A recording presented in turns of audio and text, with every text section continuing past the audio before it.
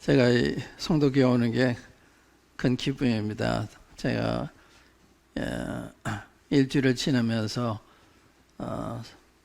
송도에 가는 날을 기다리는 수요일이든지 금요일이든지 이렇게 그 여러분들의 주님을 향하는 그 진실한 마음 이런 걸 보기 때문에 제가 여러분들에게 끌린 것 같습니다. 네. 상당히 좋은 간증을 보이셔서 감사를 드리고 싶습니다.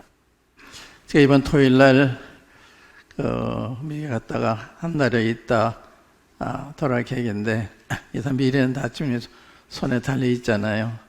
제가 돌아온다는 이야기를 장담할 수가 없어요. 거기서 하나라 갈지도 모르고 그렇기 때문에 미래는 주님의 손에 있기 때문에 어떤 이야기도 할 수가 없습니다. 집사람이 병원에 있을 때 의사가 이번 주일날 퇴원한다 그러는데 너무 좋아서 기다리고 있는데 그 전날 문제가 생겨서 퇴원하지 못하게 된 그때 제가 받은 충격이랄까요? 어떤 충격을 받았는가 하면 내일은 내 것이 아니로구나. 그렇게 제가 바라고 기다렸는데 태어나서 오게 된 거예요. 그래서 그 다음부터는 내일 만납시다 이런 이야기를 주님의 뜻이면 내일 만납시다 이렇게 하지 않고는 할 수가 없는, 왜냐하면 내일은 내 것이 아니기 때문에 주님 허락하셔야 오잖아요.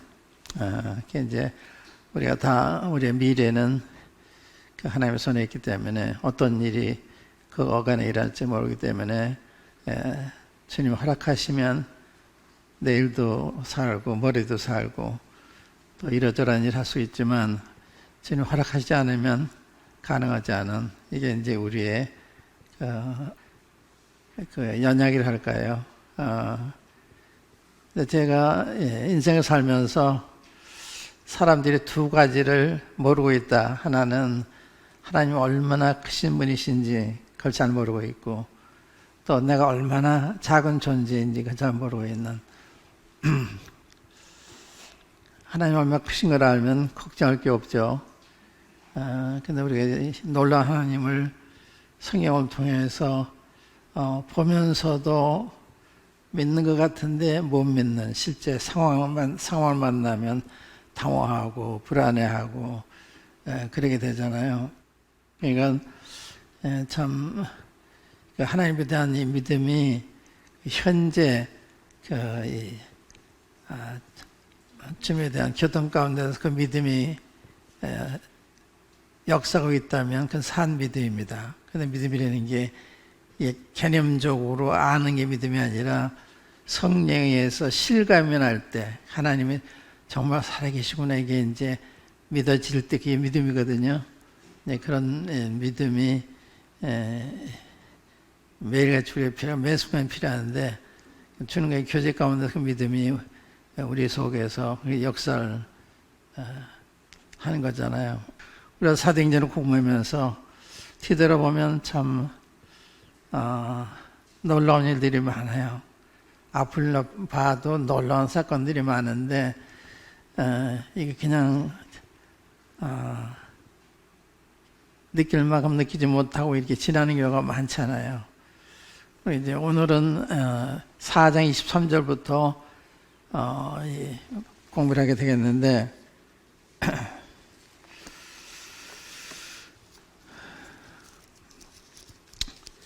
이 4장에서는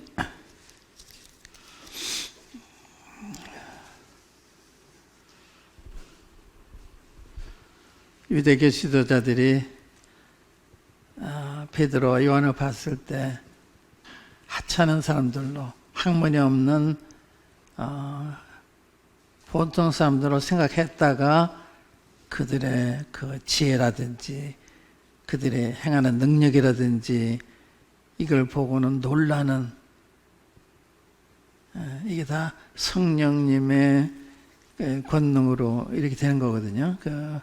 성령이 너에게 임하시면 내가 권능을 받고 땅까지는 내 증인이 되리라.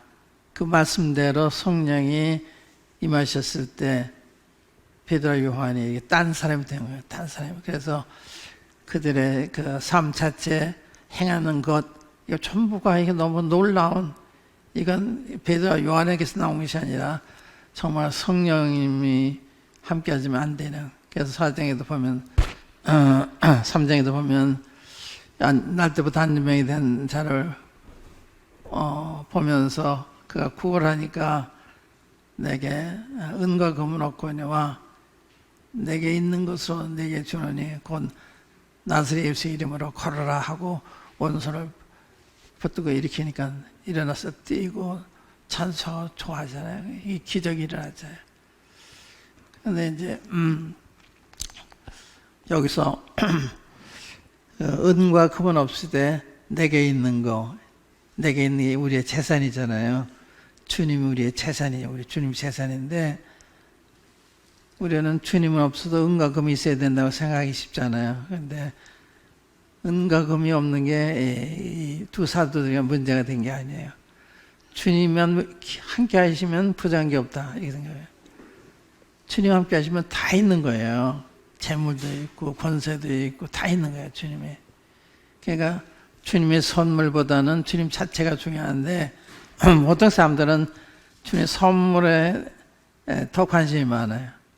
선물에 관심이 많은 사람은 그렇게 안 해주면 실망하고 낙심하고 또 원망하고. 근데 주님 자체로 기뻐하는 사람은 선물을 주시든 안 주시든 상관이 없는 거예요. 주님이 만족하니까. 그래서 이 사도 바울은 나는 가난한 데 처할 줄 알고 부할 때 처도 않는 일제 비결을 표하다. 보통 사람은 가난해도 문제, 부해져도 문제. 가난하면 하나님 원망하기 쉽고 부해지면 겸손하기 쉽고 하나님 등한하기 쉽고. 사람 거기에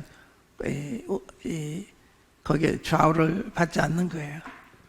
우리가 비행기를 타고 이렇게 공중으로 올라가면 구름 위로 올라가면 비를 안 맞아요. 구름 밑에 있으면 비를 맞잖아요. 구름 위로 가면 비 안 맞아요. 그럼 비가 없어요. 그러니까 이건 우리가 환경 위에서 살면은 가난이든지 불하든지 이게 우리 마음을 샤워하지 않는데 환경 하에 살면, 환경 밑에 살면 그렇게 될 수밖에 없죠. 그래서 환경 위에서 살아가는 게 이제 이게 안정된 삶, 승리하는 삶, 요동하지 않는 삶, 이런 삶이 되는 거잖아요. 그러니까 베드로가 은과 금 없을 때 상관이 없는 거예요. 주님이 계시니까. 주님이 계시면 다 있는 거예요, 그게. 근데 우리가 그렇게 생각하고 있나요? 그렇게 생각하지 않나요? 주님이 계시면 다 있는 거예요. 고린도전서 1장에 보면 그리스도는 하나님께부터 나서 우리에게 지혜가 되고 능력이 되고 또 의로움이 되고 거룩함이 되었다. 주님이 계시면 모든 게 되는 거예요. 주님이 전부가 되시니까. 주님이 어떤 분인가 알면 이제 그렇게 우리가 충만한 담대한 삶을 살게 되는데 이런 분을 모시고 있으면서도 잘 모르니까 아주 부자인데도 가난한 사람처럼 능력이 많은데도 능력이 없는 사람처럼 이렇게 행동하기가 쉽지 않아요. 당시 유대교 지도자들이 베드로 요한을 범인으로 알았다가 학문이 없는 보통성 알았다가 행하는 모습을 놀라는, 이게 이제 여러분과 저를 말하는 거예요. 우리도 세상에 볼 때는요, 이해할 수 없는 삶을 살고 있는 것입니다. 사람들이 다 저걸 좋다고 따라가고 있는데 우리는 거기 관심이 없잖아요. 우리는 주님한테 관심을 두고 주님한테 역점을 두고 살잖아요. 이게 놀라운 변화예요. 우리가 우리끼리 볼 때는 부정이 많은데 믿지 않는 사람 볼 때는 어떻게 저렇게 살지? 이해가 안 가는 거예요. 그러니까 우리도 변화가 됐는데 정도에 있어서 이제 베드로와 요한만큼은 되지 않았을지 몰라도 변화된 건 사실이죠. 새로운 피조물이 되고, 그래서 이 추운 날도 이렇게 나오셔서 하나님 말씀 배우고 또 집에서는 주음에 귀를 기울이고 말씀을 듣고, 이게 놀라운 변화예요. 성령이 우리를 변화시키지 않으면 말씀에 대한 이런 사무심, 말씀에 대한 필요 이런 거 느끼지 않잖아요. 이런 필요를 느끼고 사모하는 자체가 이게 놀라운 거죠. 이제 베드로 요한이 잘못한 게 하나예요. 잘못됐다고 말하는 게 하나인데 안지뱅이를 이렇게 고쳐주셨다고 하는 거. 예수님의 이름으로 이 사람이 이렇게 됐다. 그것 때문에 이 사람들이 당황하고 너희가 네 이름으로 무슨 권세를 행했냐 이렇게 질문하잖아요. 그래가지고 이 사람들에 대해서 주목하고 감옥에 가두기도 하고 또 위협하기도 하고 그러잖아요. 주님 때문에, 주님이 아니면 위협할 필요도 없고 경고받을 필요도 없는데 주님 때문에. 그래서 마지막으로 이제 너 도무지 예수님의 이름으로는 말하지도 말고 가르치지 말라. 그러니까 이분들이 하나님 앞에서 당신의 말을 듣는 것이 하나님 말을 듣는 것보다 옳은가 판단하라. 우리는 보드는 말하지 아니할 수 없다. 담대하잖아요. 5장 마지막 부분에 가면 그렇게 경고를 받고도 그들이 집에 있든지 또 성전에 있든지 예수를 그리스도라 전하기를 쉬지 않았다. 날마다. 그렇게 위협하는데 날마다 전하는 거예요. 주님의 명령이니까. 또한 주님 때문에 핍박을 당하면 주님의 이름을 위해서 이렇게 능력받는 자로 택함받은 게 너무 감사해서 기뻐하는, 주님 때문에 핍박받는 걸 슬퍼하고 두려워한 게 아니라 오히려 기뻐하는, 주님 때문에 능력받은 일에 합당한 여기심을 기뻐하면서 집에 있든지 성전에 있든지 날마다 예수 그리스도 생각에 쉬지 않았다. 얼마나 놀라요. 이게 참 놀라운 사람들이죠. 이게 이제 여러분 저희도 다 그렇게 살아왔고 지금 살고 있고 그런데 정도의 차이는 있어요. 정도의 차이 있지만 그러나 이 변화는 똑같은 변화죠. 이렇게 부정할 수가 없죠. 그게 없다면 이상한 거예요. 근데 이런 경고를 받고서 23절부터 읽어보겠습니다. 4장 23절.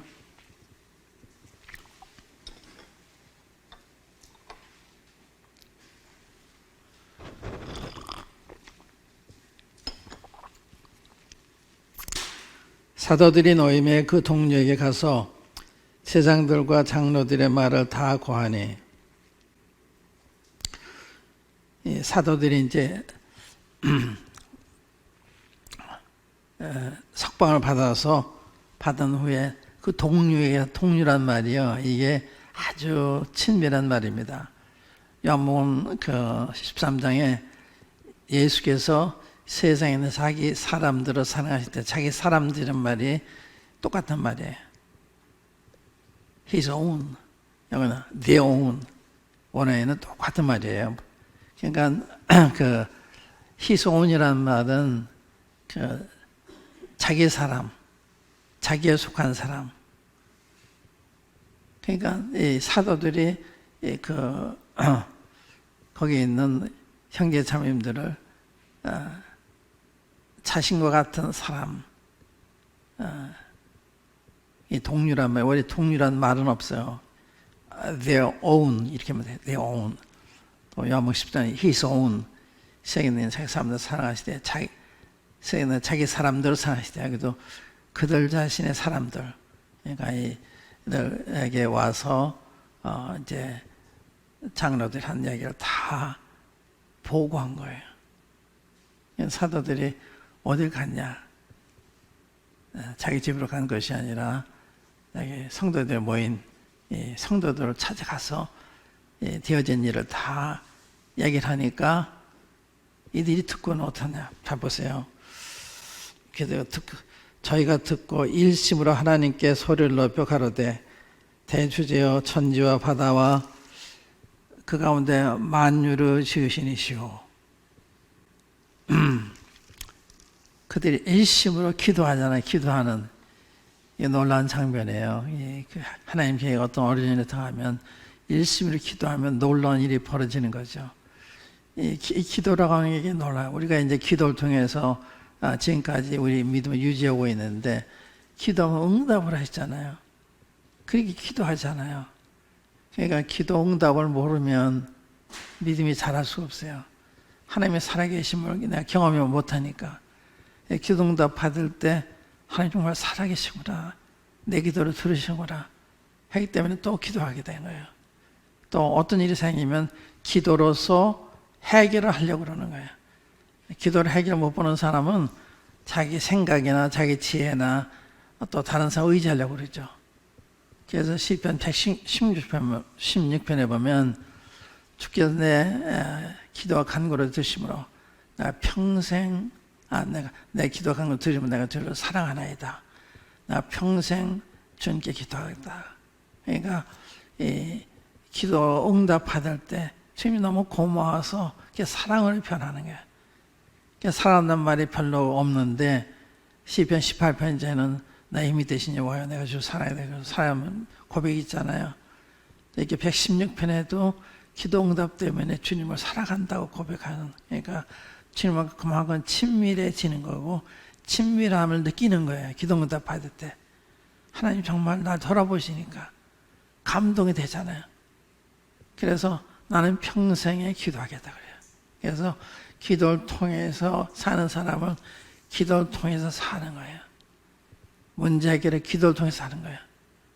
이제 이런 게 이제 굉장히 귀한 건데, 여기 이제 이들이 그런 당국자들이 위협하는 이야기 듣자마자 일심으로 하나님께 부르짖어 가르되 대주제요, 천지와 바다와 그 가운데 모든 것을 주인이시오.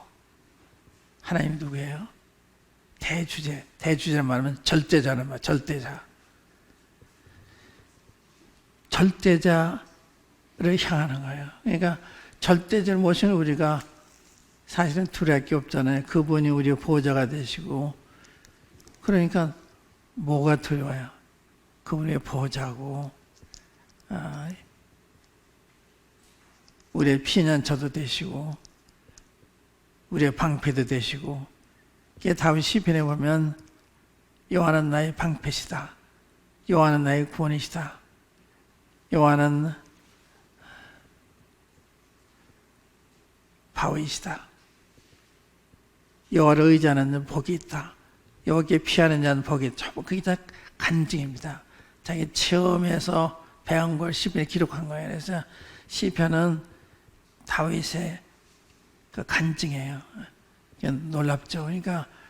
그러니까 주님을 의지하는 사람, 주님을 의지하게 되는데, 의지하는 사람은 의지하지 않게 되죠. 의지할 수가 없는 거예요. 경험이 없으니까. 그래서 신앙은 경험을 통해서 성장해 가는 거거든요. 정말 하나님이 기도하니까 들으시더라. 그러니까 또 기도하게 되는 거예요. 그러면서 참 하나님과 친밀해지는 거예요. 근데 누구한테 기도하냐, 그죠? 대주제요. 대주말은 절대자시요, 천지와 바다와 그 가운데 만유를 지으신 분이시요. 누구예요? 천지만을 지으면 얼마나 크신 분이에요. 지혜도 능력도 한이 없으신 이런 분이잖아요. 우리 기도할 때 기도하는 우리가 향하는 그분이 누군지를 알면 그분한테 가서 상의를 드리는 거예요. 주님 앞에, 주님 이건 어떻게 할까요? 할까요 말까요? 갈까요 말까요? 다윗이 전쟁하면서 항상 그러잖아요. 이렇게 적과 싸우게 되면 주님은 싸우러 갈까요 말까요? 단순해요. 가라 그러면 가요. 그리고 주님이 뒤에서 다 돌보세요. 가라 그러시구나. 항상 승리하잖아요. 그러니까 주님 앞에 여쭤보는 게 굉장히 중요해요. 그러니까 개인이든지 교회든지 어려운 일일 땐 주님 앞에 무릎 꿇고 주님 어떻게 해야 될까요? 이렇게 여쭤보는 거예요. 주님 확실하게 인도를 하시는 거예요. 근데 여기도 이제 기도를 응답하는 게 좀 나오는데, 우선 누구한테 기도했느냐? 대주제, 절대자, 천지 만물을 창조하시는 분, 주관하시는 분, 이걸 기도한 거예요. 우리가 이런 분, 의지할 만한 이런 분이 계시다는 게 얼마나 좋아요. 뿐만 아니라 두 번째 보면요, 25절에 또 주의 종 우리 조상 다윗의 입을 의탁하사 성령으로 말씀하시기를 어찌하여 열방이 분노하며 족속들이 허사를 경영하였는고 세상의 군왕들이 나서며 관원들이 함께 모여 주와 그 그리스도를 대적하도다 하지니로소이다. 뭐야? 성령에게 말씀하신 분, 성에 이렇게 되리라고 그랬는데 그대로 됐는데 이렇게 하신 분이 아니십니까? 그러니까 열방이 분노하고 족속들이 허사를 경하고 일반인들이거든요. 그런데 그다음 구절은 세상의 권한과 관원들은 지도자들이라. 세상의 임금들과 관원들이 함께 모여 주와 그리스도를 대적하도다. 이게 주님이 하신 말씀이에요. 시편에. 근데 그 상황이 그대로 됐다 이 말이에요. 이렇게 말씀한 주님이십니다. 그 얘기거든요. 그러니까 성경 말씀을 이루시는, 성경 말씀을 대로 행하시는 이런 분인 걸 상기시켜야 되는 거예요. 근데 여기 보세요. 이 주의 종 우리 조상 다윗의 입을 의탁하사 성령으로 말씀하시기를, 이게 시편 1편에 있는 말씀이잖아요. 이게 성령으로 하셨다는 거예요. 그러니까 베드로가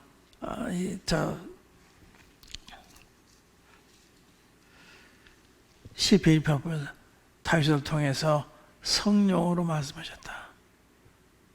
성경에 이게 그냥 기록되어 있지만 또 성령에 의해서 되어졌다는 말이 다 이게 표현이 안 되지만 그게 다 전제된 겁니다. 성령을 통해서 말씀한 거예요. 우리 1장에도 보면 그 가룟 유다에 대해서 얘기할 때 같은 얘기를 해요.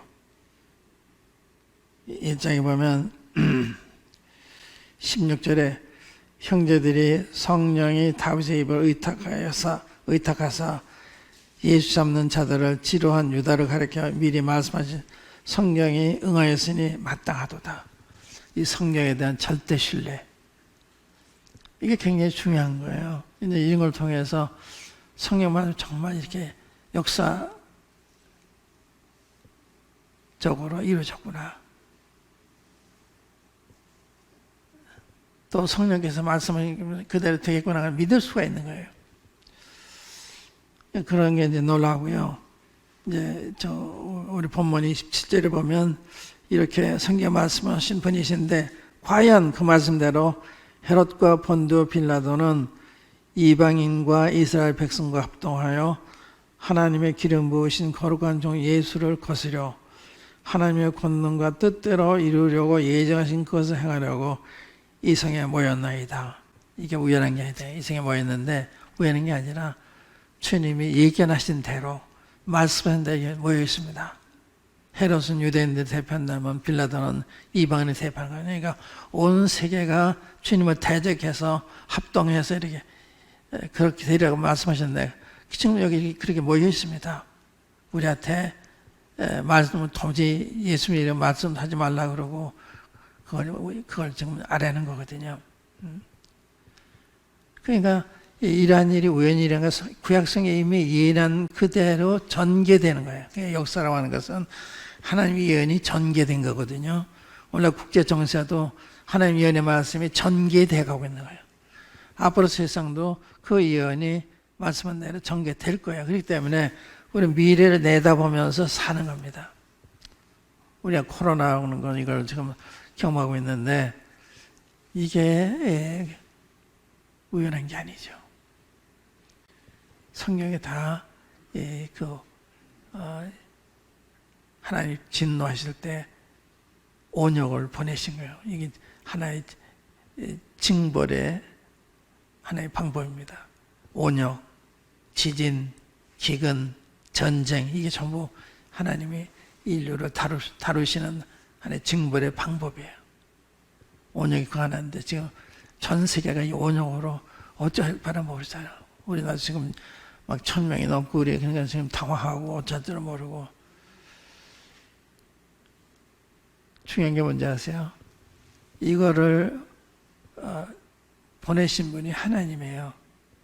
이걸 거두는 분도 하나님이기 때문에 하나님을 주목해 하나님 앞에 잘해야지 방역을 한다고 해서 해결되는 게 아니야. 그렇게 해야 되지만 그것만 가지고 되는 게 아니야. 하나님 앞에서 우리의 삶을 바꿔야 되고 행동을 바꿔야 되고. 그래서 지금 이게 더 심해질 수가 있어요. 신명기 28장 읽어보시면 하나님 따라다니세요. 기어코 벌죽으로 작정하시면 벌어주십니다. 못 피해요. 유대인들이 그렇게 고난당한 이유가 거기 있는 거예요. 벌써 신명기 28장에 그들이 가나안 땅에 들어갔을 때 주의 법도와 계명을 지키지 않으면 하나님이 이렇게 무엇을 해도 저주받고 어디를 가도 저주받는다. 그대로 전개된 거예요. 하나님이 그 저주를 가지고 그들 따라다니셨어요. 하나님 무서운 분이에요. 그러니까 함부로 하면 안 되는 거죠. 근데 세상 하나님 모르기 때문에 이러니까 어떻게 해요? 하나님이 더 강하게 할 수밖에 없나. 그래야 정말 하나님이 살아계시구나. 하나님 두려움구나. 이런 거를 알게 되는 거예요. 그래서 이 코로나는 하나님이 자기 거룩하심을, 자기 살아계심을 세상에 좀 나타내요. 진노를 통해서. 그걸 눈치채고서 겸손해야 되고 회개해야 되는데 교회를 핍박하고 이러면 안 되죠. 너무 논만 행동이죠. 그러니까 이 사람들이 하나님을 향하는 우리 삶의 자세를 바꾸지 않으면 안 되는 거죠. 그게 중요한 거예요. 우리들도 일할 때 주님 앞에 겸손히 우리의 죄를 구하고 용서를 구하고 고쳐달라고 그러고 회복시켜달라고 이래야 되는 거잖아요. 주님은 간접적으로 우리한테 말씀하시는 거죠. 그러니까 지금 이 시편 2편의 말씀이 열방이 분노하고 족속들이 허사를 경하고 군왕들과 관원들이 나서서 하나님의 거룩한 종 예수를 대적하는 다고 그랬는데 그대로 됐고 지금도 그 일을 하기 위해서 이렇게 모였습니다. 그러니까 역사라는 게 하나님의 예언대로 전개된 것. 이게 역사예요. 그러니까 현재 일하는 일이 이게 여기 그랬잖아요. 주의 권능과 뜻대로 이루려고 예정하신 그것을 행하려고 예정하신 것을 행하려고 이 성에 모였나이다. 이게 우연한 게 아니에요. 그러니까 이제 이런 것을 아는 게 중요하거든요.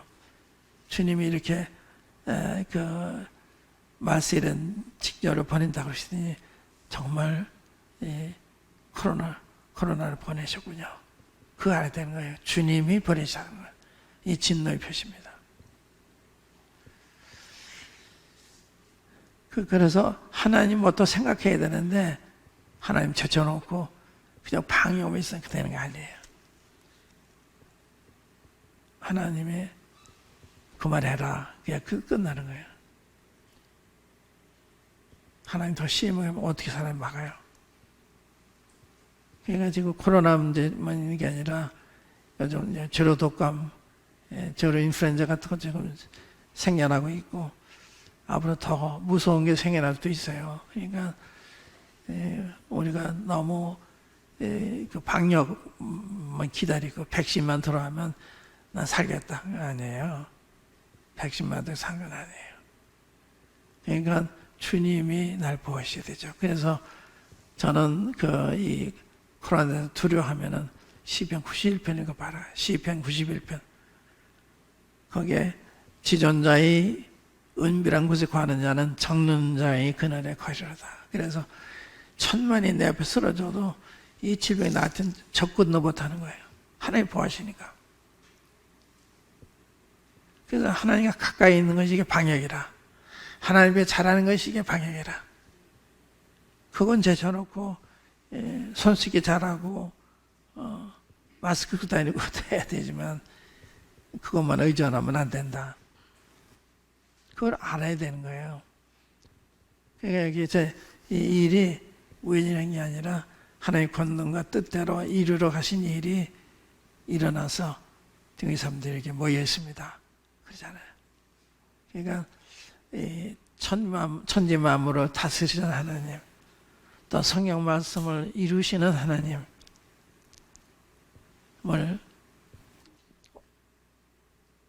올려다보면서 기도하는 거예요. 그러니까 막연한 기도가 아니죠.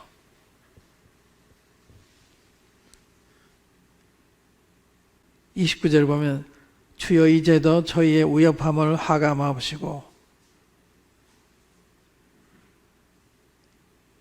또 종들로 하여금 담대히 하나님 말씀을 전하게 하여 주옵시며 손을 내밀어 병을 낫게 하옵시고 표적과 기사가 거룩한 종 예수의 이름으로 이루어지게 하옵소서 하더라. 이게 놀라운 거예요. 우협함을 하감하시고 이 우협을 하지 않게 해주십시오. 그런 기도한 게 아니라 담대히 이런 가운데 주의 말씀 증거해 주십시오. 또 예수님의 이름으로 놀라운 기적이 일어나게 해주십시오. 이런 기도하잖아요. 그러니까 이들은 그런 그 어려움에서 헤어나기를 바라는 것보다는 이러한 중에서 담대히 복음을 전하는 이런 삶 되기 위해 기도한 거예요. 그런데 빌기를 다 해보세요. 빌기 다음에 모인 것이 진동하더니 우리가 다 성령이 충만하여 담대히 하나님을 전하더라. 주님이 응답하시잖아요. 이게 우리의 필요한 거예요. 이게 우리의 필요한 기도입니다. 종도라고 담대히 하나님을 증거하게 해달라.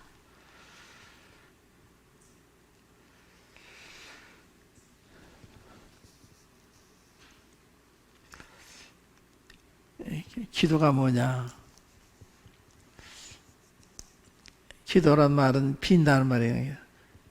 저 빈다면 주 앞에 아뢰는 거죠. 주 앞에 소리 좀 부르짖는 거예요. 그런데 기도를 주님이 응답하는 기도가 있잖아요. 응답하시는 기도 있고 응답하시는 기도가 있어요. 의심하면 받을 것은 생각지 말아라. 그래서 기도할 때 간절한 마음으로 기도하는 간절한 마음. 이 간절한 마음은 진실한 마음에서 오는 거예요. 하나님을 의지하는 마음에서 나오는 거예요. 그래서 엘리야가 우리가 성례 같은 사람이라는데 비 오지 않기를 간절히 기도한 적 비가 내리지 않고 또 간절히 기도한 적 또 비를 내리시는. 그러니까 이 우주의 모든 움직임이 우리의 기도와 연관이 있어요. 우리의 기도와. 우리가 소풍날을 전했는데 주일날 오전까지 비가 막 옥수수에 내리니까 어느 자매님이 전화를 했어요. 오늘 이렇게 비가 오는데 소풍 가나요? 비를 누가 주관하시는데 아버지가 주관하시잖아. 주님은 그걸 또 비가 안 오도록 하셨어요. 가수가 있었는데 그런데 그런 모두가 비가 오든 태풍이 불어오든 우리의 기도에 있어서 태풍 진로가 바뀔 수도 있어요. 이걸 좌우시면 하나님이시잖아요. 그러니까 그런 놀라운 그 은혜를 입을 수 있는 이러한 우리잖아요. 하나님의 자녀니까. 이 기상을 주장하시고 좌우하시는. 그러니까 거기 보고서 염려할 게 아니라 주 앞에 기도하는. 어떤 데는 주님이 필요하기 때문에 그걸 기억을 주실 수도 있지만 지금 기도를 들으시고 변경하는 게 맞습니다. 변경하는. 그러니까 우리 매사에 제가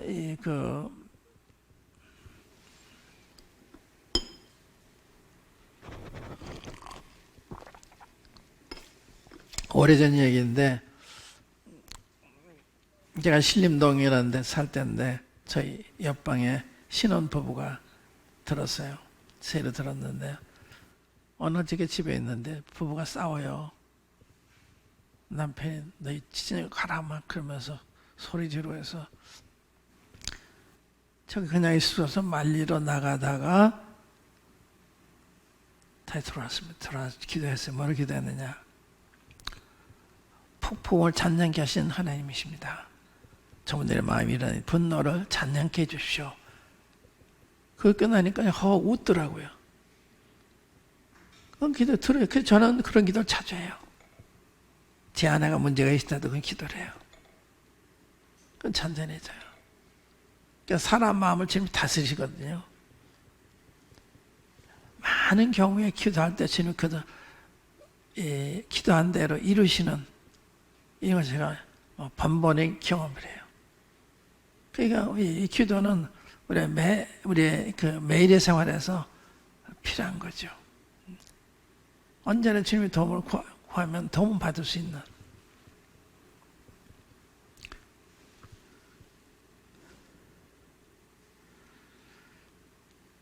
기도와 기도용도. 근데 기도의 가장 어려운 거는 기도를 안 하는 거예요. 기도하는 거예요. 기도는 기도하는 거예요. 근데 기도 안 하는 거. 그러니까 기도하면 될 일을 기도 안 하기 때문에 안 되는 게 맞습니다. 너희가 얻지 못하면 구하지 않으며 구하여도 얻지 못하면 정욕으로 쓰라고 잘못 구합니다. 그러니까 우리가 무엇을 구할 때도 욕심을 채우기 위해서 구하면 안 되는 거예요. 하나님이 허락하기 위해서 구해야 되는 거죠. 그러니까 우리 기도할 때는 내 뜻대로 마옵시고 아버지의 뜻 되기 원합니다. 굉장히 좋은 기도입니다. 근데 이게 쉬운 기도가 아니에요. 기도할 때 주님이 놀라운 일을 이루세요. 보이게 보이지 않게. 그러니까 우리는 담대할 수 있죠. 우리의 기도를 들으신 분이 계시니까 우리가 어떤 문제가 개인이든 가정이든 교회이든 나라의 문제이든 기도 논란이 벌어지는 거예요. 주님이 열방을 다스린다 이런 말씀 시편에 굉장히 힘이 되거든요. 우리나라도 지금 다스리신 거예요. 또 왕의 마음이 하나님의 손에 있음이 마치 보혜물과 같아서 임의로 인도하신다. 그러니까 대통령이나 이런 통치자들의 마음이 하나님의 손에 있대요. 하나님 임의로 움직이신다. 다니엘서에 어떤 왕인가 그 왕이 마음이 교만해져가지고 그러니까 주님이 그날 밤에 데려가시는데 그날 밤에 데려가세요. 그러니까 말도 함부로 안 만듭니다. 함부로 이렇게 교만한 말이나 이러면 안 되는 거예요. 절대 교만한 말을 하면 돼요. 그럼 그대로 돼요. 그 영문학자 가운데 이름은 내가 두고 싶지 않은데 유명한 분이 계셨어요. 그분은 건강에도 참 일가견이 있어서 책도 쓰셔서 그랬는데 훌륭한 분이죠. 난 뭐 문제없이 백세 산다. 그랬는데 교통사고로 돌아가셨거든요. 그런 얘기는 안 하는 거예요. 하나님 허락하셔서 하는 거지. 그건 아주 눈먼 사람이죠. 누가복음 12장에 보면 한 부자가 그 소출이 많으니까 걱정이 돼가지고 어떡할까 하다가 고관을 헐고서 더 크게 짓고서 거기에 소출을 쌓아두고서 자기 영혼한테 이제 몇 년을 곡식이 다 준비되어 있으니까 먹고 즐기자 하리라 할 때 미련한 죄 오늘 밤에 내 영혼을 도로 찾으면 이것이 이 예병이 누구시 되겠냐. 이 부자들이 미련하다고 그랬어요. 왜 미련하다고 그러지 아세요? 하나님 빼놓고 계산하니까 미련한 거예요. 맞지 않는 거예요. 우리의 미래를 하나님 빼놓고 계획하면요 안 맞아요. 하나님 허락하셔야 되는 거죠. 근데 이 사람은 참 몇 년 쌓아둘 물건이 있으니까 먹고 즐기자. 하나님 몇 년 동안 살게 하시면 먹고 즐기죠. 오늘 밤에 내 영혼을 도로 찾으려니 그럼 내 예병에 누구 것이 되겠느냐. 어리석은 거죠. 그런 얘기 안 하는 거예요. 주님 뜻이면 이것저것 하겠다. 야고보서 그러잖아요. 내가 어느 도시에 가서 몇 년 동안 일해가지고 돈 벌어가지고 이렇게 하겠다. 다 지금 허락하셔야 되는 거예요. 주님 허락하시면 이루고 싶다. 그럼 괜찮아요. 그러나 내가 할 수 있다. 그런 거는 교만은 주님이 제일 싫어하세요. 그러니까 그런 걸 얘기하면 안 되는 거죠. 여기 이분들이 기도에 우리 감동을 보는 것이 누가 되 기도했느냐? 대주대 되신 절대자 되시는 천지와 바다와 그 안에 만물을 지으신 분이시요. 창조 하나님 앞에 기도한 거예요. 제가 노량진 교회를 건축할 때 처음에는 제가 기발한 아이디어라고 생각해가지고 매달 헌금이 나오니까 은행에서 더 빌려다가 짓고서 갚아놓으면 되지 않나.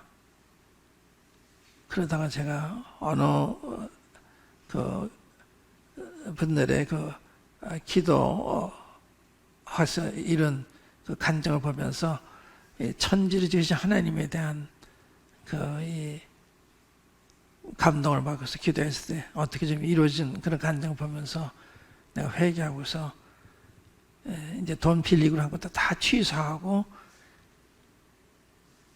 하루에 6번 기도를 선포했어요. 오전 9시에 가서 기도하고 12시 기도하고 7시에 기도하고 또 9시에 기도하고 이렇게 4번 있는 자리에서 기도하는 거예요. 성도들이. 그런데 이제 그러고 아무 태도 얘기 좀 합시다. 하나님 하신 걸 봅시다. 기도한 거예요. 그랬는데 거기서 정말 들으셨어요. 그래가지고 그 당시 아마 그게 75년도나 아마 그렇게 됐을 거예요. 그때 4천만 원 주인 공급하셨어요. 그것도 사실 굉장히 큰 돈이죠. 그때 제임스 성교사님이 자기 집에 있는데 그걸 팔아서 빌려주겠다고 그랬어요. 그래서 형님 돈 빌리지 않기로 했습니다. 그래서 제가 다녀와서 그런 얘기를 했더니 그것도 주님이 주신 건데 왜 그걸 사용하셨냐. 근데 그 제임스 성교사님이 이제 그 다음에는 그냥 너희 죽게 해가지고 해 그러셨는데 그때 기쁨이 없었던 게 우리 사제가 아는 분이 도와주시니까 전에 모르는 분이 그래 주님이 하셨다고 생각할 수가 있잖아요. 근데 그걸 주님이 들으신 거예요. 그런데 받지를 못했습니다. 이 공급됐는데 돈이 한 개 다 와 있었는데 받지 못했어요. 믿음이 없어서. 그러니까 이 주님이 주신 것도요, 믿음이 없으면 못 받는 거예요.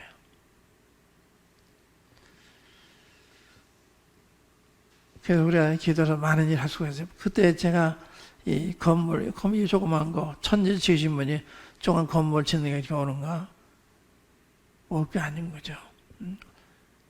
우리가 우리의 욕심대로 하면 안 되겠죠. 그러나 소용대로는 주십니다. 자식이 필요한 거 달라면 주신 것처럼 우리가 필요한 걸 달라면 주님이 주신다는 거예요. 이제 그런 기도는 주님이 들으신 거죠. 욕심을 위해서 잘못 구하면 그 주님이 들으시지 않으시지만 여기도 이렇게 기도하면 주님이 들으시잖아요. 이 사도행전은 기도의 책입니다. 기도, 말씀, 이 두 기둥이랄까, 두 날개랄까, 이것에 의해서 이루어진 게 사도행전입니다. 기도. 12장 5절에도 보면 베드로가 어깨 갇혔고 교회는 그러자 간절하게 빌더라. 그러니까 주님께서 베드로를 끄집어내시잖아요. 5장에 이렇게 나오는데, 그러니까 주님이 마태복음 28장에서 뭐라고 그래요? 하늘과 땅에 있는 모든 권세를 내게 주셨으니 너희는 가서 모든 족속을 제자 삼아 아버지와 아들과 성령의 이름으로 세례를 주고 내가 분부한 모든 가르쳐 지키게 하라. 벌자다 내가 이제 함께 하겠다. 이건 주님이 이 복음을 전하고 침례를 주고 또 주의 말씀대로 하라고 가르칠 때 핍박의 곳을 예상하신 거예요. 하늘과 땅에 권세는 다 나의 때 있어. 걱정을 가, 내가 끝장에 함께 할 테니까. 사도행이 그 약속이 그대로 입증된 간증서 같아요. 그래서 오전에 보면 감을 갇혔는데 주의 천사가 와서 끄집어내잖아요. 12장도 그렇잖아요. 그런 기적이 많은 거예요. 그러니까 이런 분이 천지리시으신 절대자이신 그런 분이시거든요. 그러니까 우리가 하나님 어떤 하나님을 알면 어떠한 기도를 하게 되는지 이게 결정이 되는 거예요. 그러니까 하나님 우리가 생각하면 기도 못 하겠죠. 그러니까 하나님 무한하신 하나님. 하나님 자기를 항상 그렇게 계시하세요. 내게 어려운 게 있겠냐, 못하는 게 있겠냐. 주님 오히려 반문하시잖아요. 그러니까 우리가 그 주님을 따를 때는 내가 믿는 주님 어떤 분이신지 그걸 알면 힘이 돼요. 담대해져요. 우리 기도도 달라져요. 여러분들이 그런 경험을 해서 여기까지 왔다고 제가 생각해요.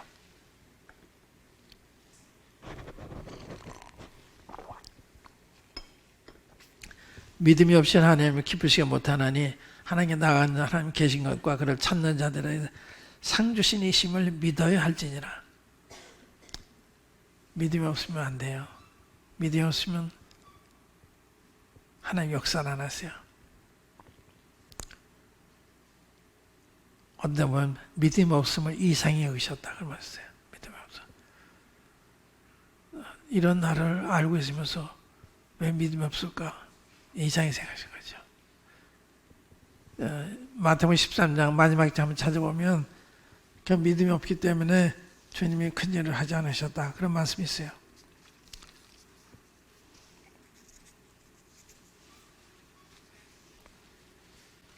(13장 58절에) 저희의 믿지 않음을 인하여 거기서 많은 능력을 행치 아니하시나.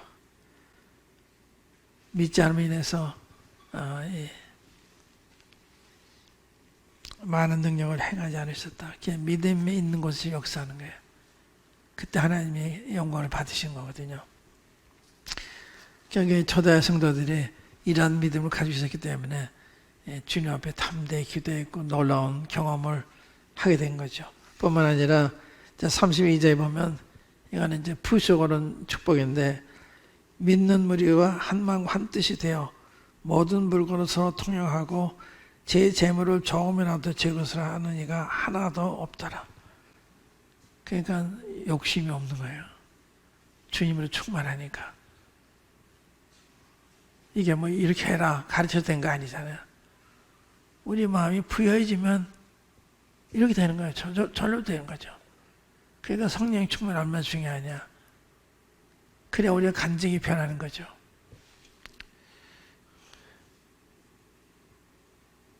한마음 한뜻이 됐다. 성령 안에서 한마음 한뜻이 되는 한마음 한뜻이 안 되는 것은 성령과 육이 지금 대치하고 있는 거예요. 그러니까 한마음 한뜻이래야 이게 정상이에요. 성령 안에 있으면 그렇게 되는 거예요. 말하지 않아도 서로 믿고 의지하고 따라가고. 그런데 육신 가운데 이게 방해되는 거예요. 그러니까 성령이 충만하니까 한마음 한뜻이 돼서 서로 물건으로 통용하고 제 재물을 조금 더 자기가 라고 하지 않고. 얼마나 놀라워요. 이게 자연 발생적으로 나타나는 거예요. 누가 이렇게 하라고 그런 게 아니잖아요. 성령이 충만하니까 성령에 의해서 나타나는 현상이죠. 사도들이 큰 권능으로 주 예수의 부활을 증거하니 무리가 다 큰 은혜를 얻어 그 중에 핍절한 사람이 없으니 이는 밭과 집 있는 자는 팔아 그 판 것의 값을 가져다가 사도들의 발 앞에 틈에 저희가 각 사람의 필요를 따라 나눠 주미하라. 핍절한 사람이 없었다. 하나님의 교회는 그렇지 없어야 되는 거예요. 우리가 한 몸 지체잖아요. 형제 자매잖아요. 그렇기 때문에 우리가 어려운 삶에서 있는 사람을 서로 돕는 거예요. 도울 수 없어 안 도우면 그건 안 되는 거죠. 근데 여기는 이 집과 밭을 팔아서 돕잖아요. 어떤 분은 은행에서 융자에서도 돕는 사람이 있어요. 융자에서. 자기 현금이 없으니까 융자에서. 그러니까 이 형제자매들 돕는 방법이 많아요. 마음만 있으면 도울 수 있어요. 현금 가지고 있는 사람 많지 않으니까 은행에서 빌려다가 주님의 제가 빌려다가 줄 수도 있어요. 그러니까 이런 것이 다 성령의 충만할 때 일어나는 현상이지 누가 하려서 된 건 아니잖아요. 쉽지 않은 사람이 하나도 없다. 얼마나 놀라운 현상이에요. 여기 36절에 보면 구브로에서 난 레위족인이 있으니 이름은 요셉이라 사도들이 일컬어 바나바 번역하면 권위자라 하니 바나바의 원래 이름은 요셉입니다. 그런데 바나바라고 사도들이 변명을 주셔서 왜 이렇게 그 형제들을 격려하는 권위자는 말은 돌보는 자, 위로하는 자 이런 뜻이거든요. 격려하는 자. 그가 밭이 있음에 팔아 값을 가지고 사도들이 발 앞에 두니라. 이 놀랍잖아요. 이렇게 제가 미국에 갈 때 그 81년도에 $10,000 가져왔어요. $10,000. 그때도 $10,000이 큰 돈이 아니에요. $10,000 가져왔는데 제가 중계에 있던 형제가 사업하는 돈이 필요하다고 그래서 조건 없이 이거 쓰라고 그랬는데 사업이 파산이 돼가지고 저 전산이 없었어요.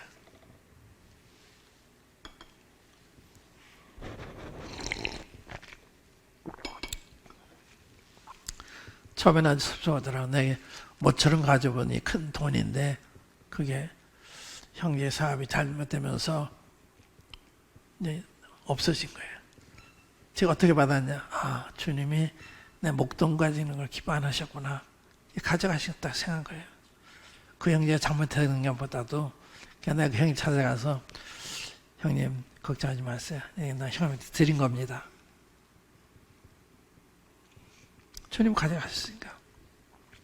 그 사람은 부담을 느낄 거 아니에요. 저한테. 그분이요, 자기 아들한테 난 이 생에 딱 나 믿는 형제가 하나 있다. 그걸 저를 가르쳤다 얘기하더라고요. 근데 놀라운 건요, 제가 한국에 돌아올 때 제가 한국에 돌아야 되겠는데 한국은 전세돈으로 있어야 되잖아요. 그래서 저 기도한 거예요. 비행기 안에 주님 한국에 돌아가면 나 이제 돈이 없으니까. 그래서 전세돈이 있어야 되지 않겠어요 했는데 어느 분이 나한테 편지하기를 제가 아파트 하나 여유 있는데 하나 드릴 테니까 거처에 염려하고 가지고 오십시오. 그걸 아파트 한 번 주셨어요. 그래서 제가 한국 와서 거처하게 된 거예요. 그러니까 필요 없으면 가져가고 필요하니까 좀 주시잖아요. 그러니까 가져가서 괜찮고 다 뜻이께서 그러신 거니까. 하나님 하신 모든 일에 그래서 선하게 받으면 된다고 생각해요. 시간이 이제 많이 가서 이제 5장 하면 또 시간이 갈 것 같아서 5장 1절부터 10절까지는 이제 바나바와 다른 형제들의 번호 보고서 자기들도 이렇게 밭을 팔아서 헌신하는 채 하는데 여기까지 먼저 하겠습니다. 하는 채 했는데 얼마를 빼고서 드린 거예요. 주님 것만 드리겠으면 드려도 괜찮은 거죠. 그런데 전부를 드리는 것처럼 하고는 얼마나 뺀 거예요. 그러니까 뭐라 그럴까요? 양심이 좀 걸렸겠죠. 근데 베드로가 성령이 충만해가지고 근데 어찌해서 사단의 내면에 가득해서 내 판 것을 얼마를 감추고 하나님을 속였냐. 거짓말 했는데 이 거짓말이 그들 부부가 한 게 아니고 사탄이 그렇게 했다는 거예요. 그러니까 우리 거짓말할 때 내가 거짓말하겠지만 사탄이 내 속에서 역사함으로 되어지는 그런 게 많이 있는데 이게 사탄부터 온 거다 이렇게 생각 잘 못하지는 한번 읽어볼게요.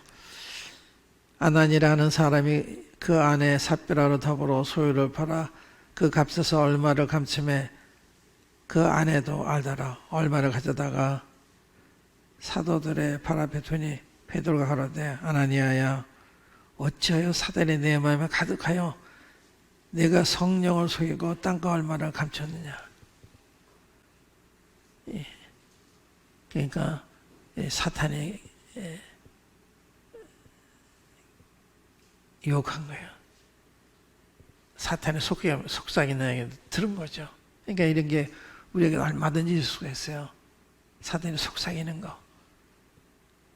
그래, 그럴 때는 이게 하나님께부터냐, 어디로부터냐 질문해야 돼요. 그러니까 우리가 단순히 속이는 게 아니야. 사탄이 내 속에서 그런 얘기를 하는 거거든요. 사탄은 거짓의 아버지고, 처음부터 살인한 자고, 그냥 모든 악한 거, 모든 거짓된 거, 이건 다 사탄에 속하는 거예요. 우리는 사탄의 속에서 역사에서 되어지는 일을 그렇게 안 생각할 수도 있어요.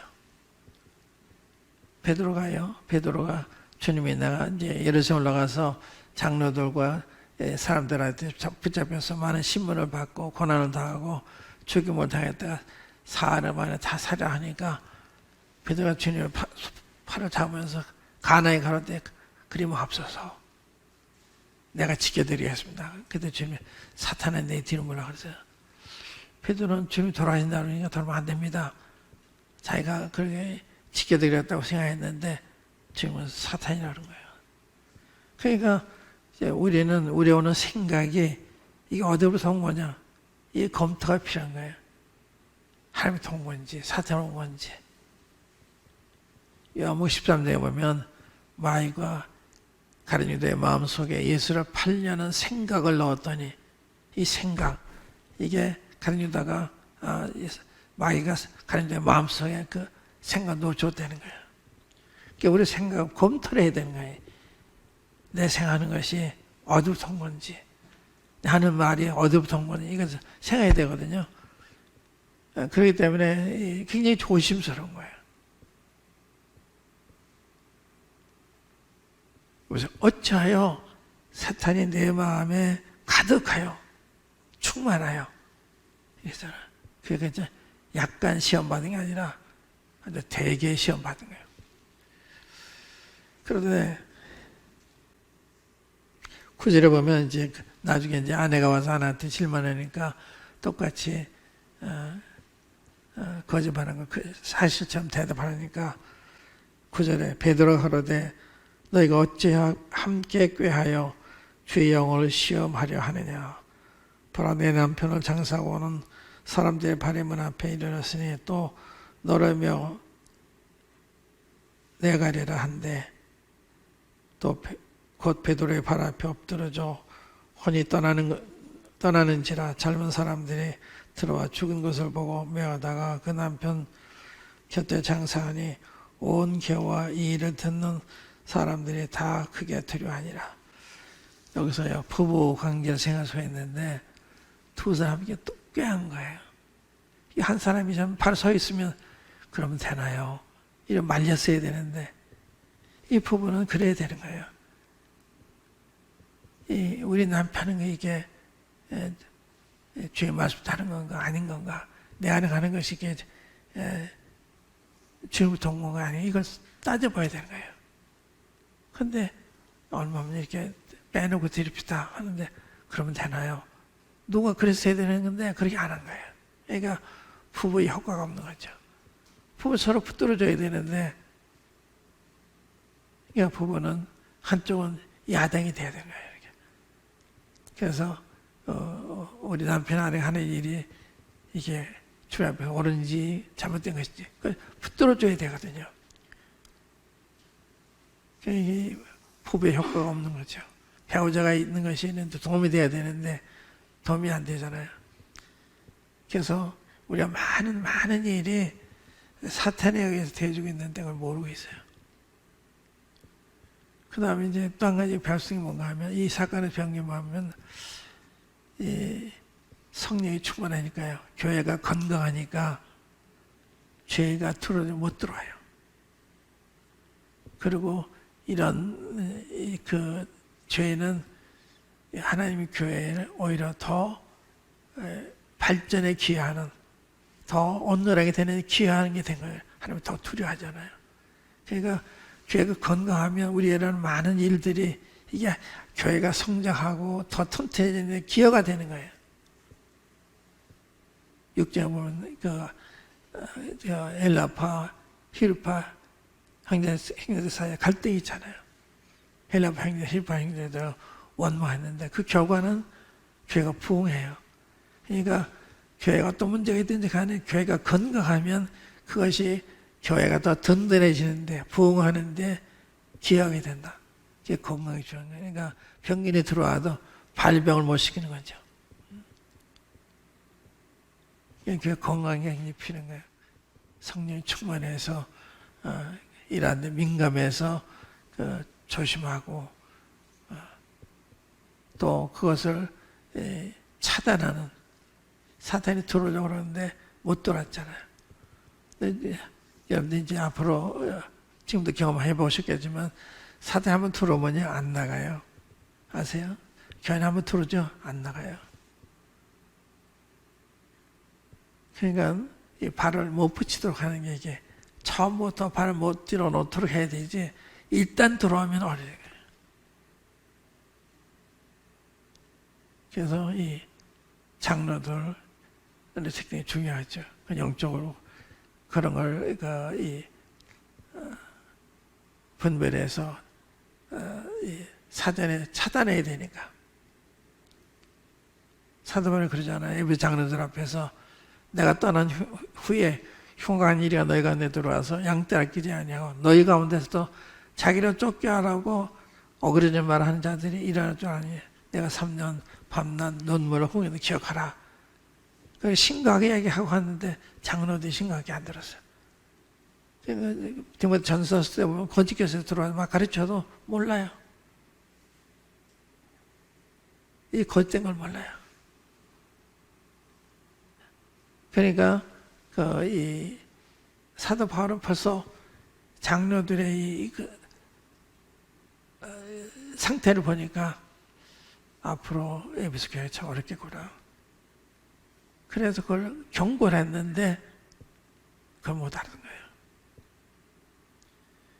거예요. 장로들은 영적으로 민감해야 돼요. 그리고 이게 하나님께서 났는지 안 났는지 이걸 분별할 수 있는 분별력이 필요해요. 그런 분별에 지혜를 달라 귀달 필요가 있죠.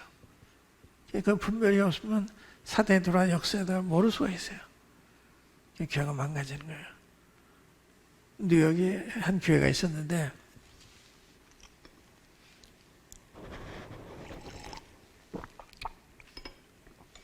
그건 전임사 액자가 없는데도 아주 번성했어요. 한 70여 명 이렇게 모이는 좋은 모임이었는데 제가 항상 경고를 했습니다. 교회가 풍요할 때는 사탄이 반드시 틈타니까 굉장히 조심해야 됩니다. 굉장히 조심해야 됩니다. 여러 번 제가 이렇게 경고를 했는데 사탄은 어떻게 도는지 아세요? 가장 신뢰하는 장로를 통해서 도는 거예요. 가장 신뢰하는 장로를 통해서. 어떻게 이렇게 됐냐? 정말 뚝심이 있고 좋은 믿음의 사람이었는데 한 번은 사업하러 간다고 뉴욕에서 저 휴스턴으로 세 형제가 동업하러 갔어요. 그래서 제가 갈 때 목자가 양들을 버리면 어떡하나 여기 있어야지.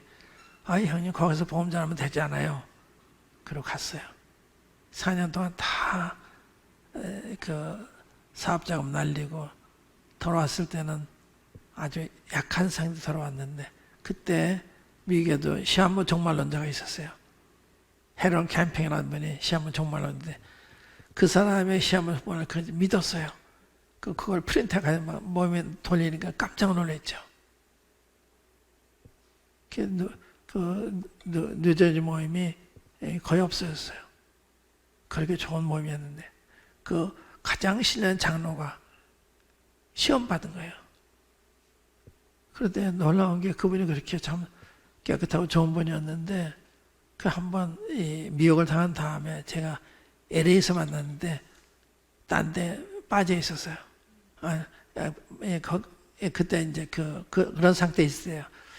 그래서 날짜를 정하는 자체가 발상부터 잘못됐다. 주님은 그날과 그 시간을 모른다고 하지 않았냐. 대사가서 5장에는 우리의 피제자이기 때문에 그날 도둑같이 온지 않나. 그가 그 날짜 시야가 무슨 관계겠냐. 주님 모른다고 그랬는데. 아니 그날 가보면 알잖아요. 막 그래서 담대하게. 그날이 지났어요. 주님 안 오셨어요.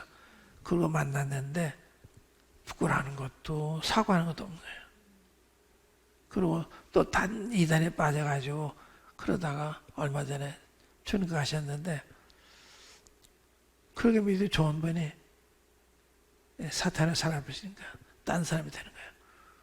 어떻게 그렇게 자기가 자신하고 그랬는데 안 된 걸 알면서도 부끄러워하지도 않고 잘못된 소리도 않고 그러니까 그렇게 사람이 변하는 거죠. 그러니까 그 사탄은 어떻게든지 교회를 파괴하려고 하는 게 목표예요. 하와를 찾아와서 이 아담을 넘어뜨리는 것처럼 그런 일 하는 거기 때문에 굉장히 조심하고 기도하셔야 되고 또 내가 하는 이것이 육신으로 단 건지 성령으로 단 건지 이걸 항상 검토해야 되는 거예요.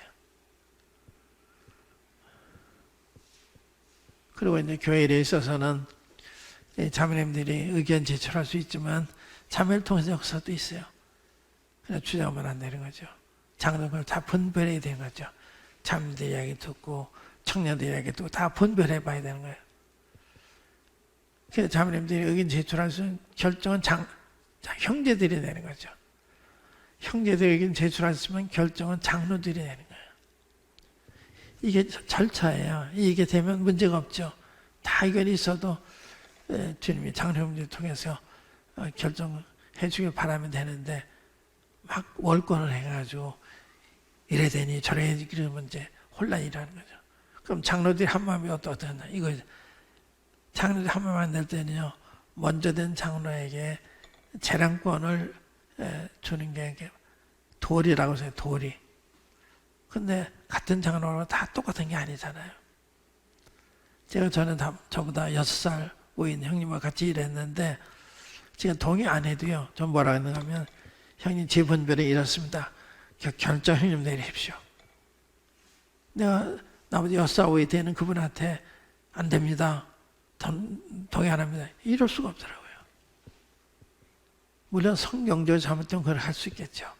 그런 게 아니라 분별의 문제 있을 때는 우리 분별이 자꾸 바뀌잖아요. 이렇게.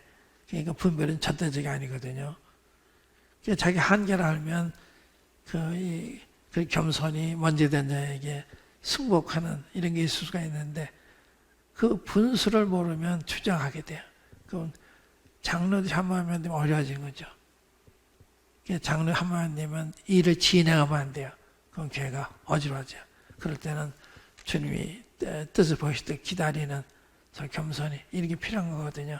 그러니까 이런 질서와 규모가 지켜지면 문제가 없는데 그걸 모르고 이제 육신적인 사람이 나타나 큰 소리 치고 그러면 어려워지는 거죠. 그런데 놀라운 건요. 우리가 이 손을 대지 않아도 정말 주님 의지하면요. 주님이 낮출 사람 낮추세요.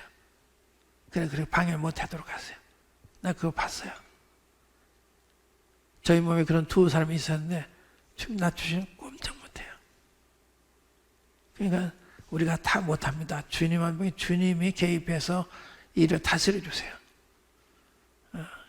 그래서 사탄이 어쩌든지 교회를 파괴하려고 그런 거니까 지금 제가 이 성도 모임 볼 때는 번성하는 좋은 모임인데 잘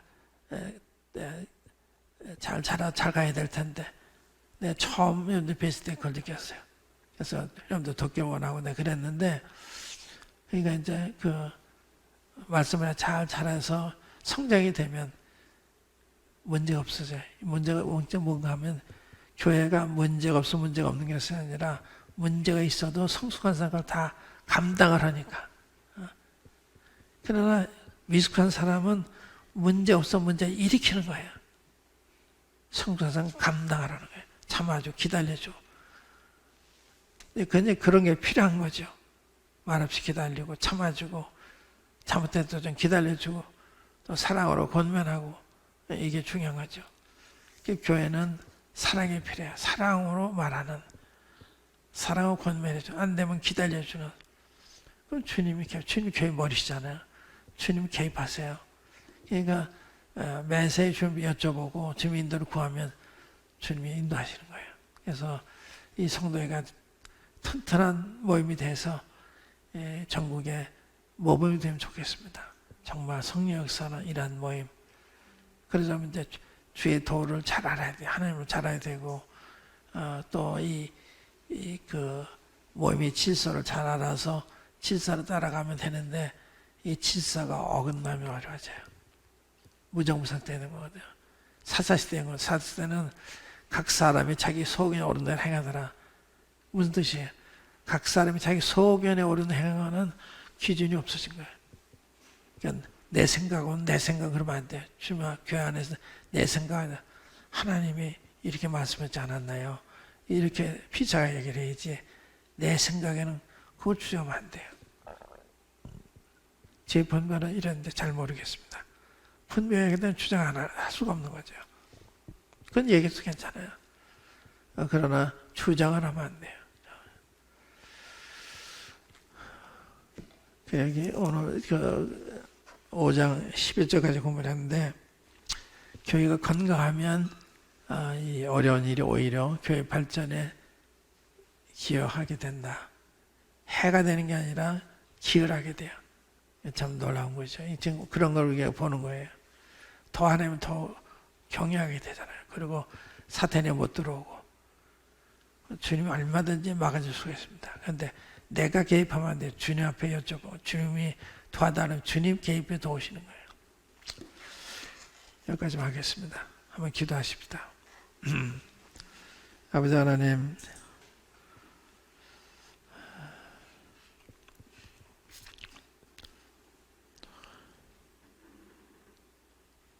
베드로와 요한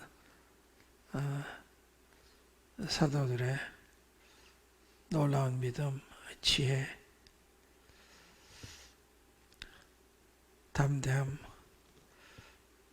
참 푸른 마음을 가져오며 또 저들과 주님 함께 하셔서 이 많은 권력자들의 회방과 의회에도 불구하고 계속 번성케 하시고 든든히 서가게 하신 것을 보게 해주시니 감사합니다. 아버지 하나님, 또 5장의 안나는 삽비라가 어떻게 잘못해서 사탄의 미움을 받아서 사탄에 들어갈 때 베드로를 통해서 차단케 하시고 그 결과로 온 교회가 하나님을 더욱 두려워하는 이런 은혜를 내리셔서 참 주님 함께하는 교회에 사탄이 틈탈 수 없는 것을 알게 해주시니 감사합니다. 아버지 하나님, 성도교회 주님을 사랑하시는 교회요, 또 주님을 사랑하는 종들이 어떻게 주님 앞에 구하는 것 주님이 아시오니 범사의 교회를 내면적으로 든든하게 하셔서 성령이 자유로 역사하시고 주의 영광과 아름다움을 나타내는 이런 교회가 되도록 인도해 주시고, 이 마지막 때, 이 어려운 때 참 주님을 많이 나타낼 수 있는 교회가 되게 해주시기를 바랍니다. 주님의 자변손에 부탁하오는 주께서 이 교회 가운데 역사하시고 또 교회를 통해 역사하는 것을 계속 비전안에 보도록 역사해 주시기 바랍니다. 주 예수 그리스도의 이름으로 아버지 하나님께 기도합니다. 아멘.